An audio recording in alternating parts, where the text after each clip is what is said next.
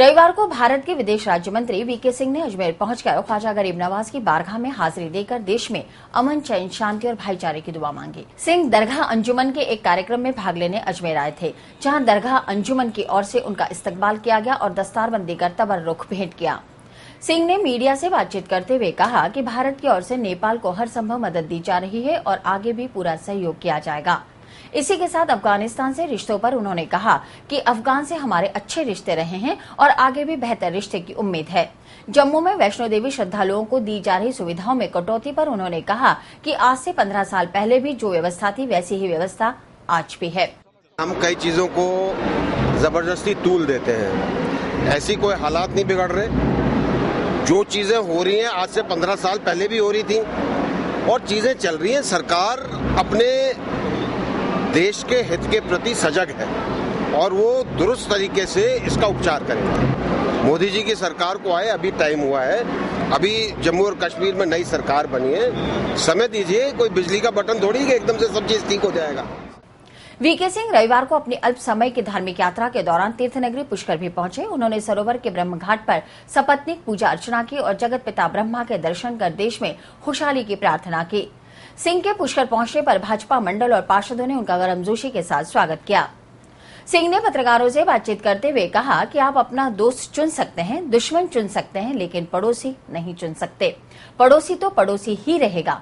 भारत चाहता है कि पड़ोसी से पड़ोसी अच्छे संबंध रखे, इसी के लिए हम बार बार कोशिश करते हैं। मीडिया पर प्रयोग किए गए शब्द प्रोस्टिट्यूट के सवाल पर सिंह ने कहा कि शब्द के मूल को देखना चाहिए, उसमें कोई मर्यादा भंग नहीं हुई है और न ही कोई अपशब्द है। वो मीडिया के एक माने हुए लेखक का शब्द है।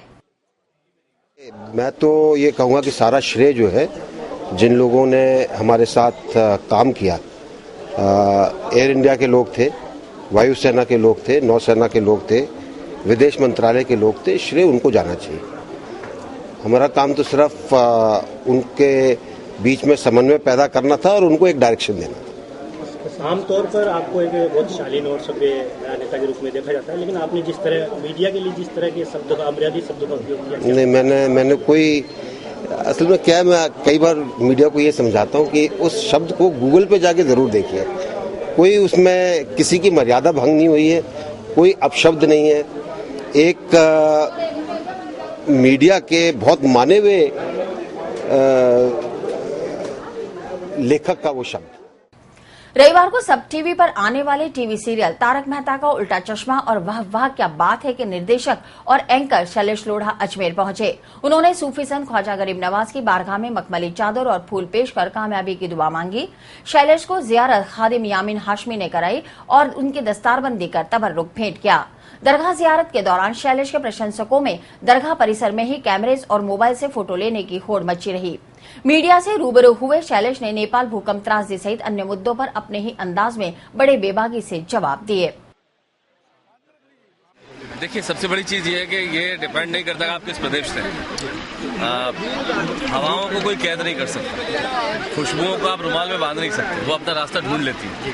तो आप किसी भी प्रदेश में रहें, किसी भी जगह रहें, अगर ईश्वर का आपका आशीर्वाद है और आप संघर्ष करने के लिए तैयार हैं तो आप पहुंच जाते हैं। किसी शायर ने बहुत खूब कहा है कि दिल आंखें बंद करके भी वो चेहरा देख सकता है। वो तमाशा ही नहीं है मगर तमाशा देख सकता है।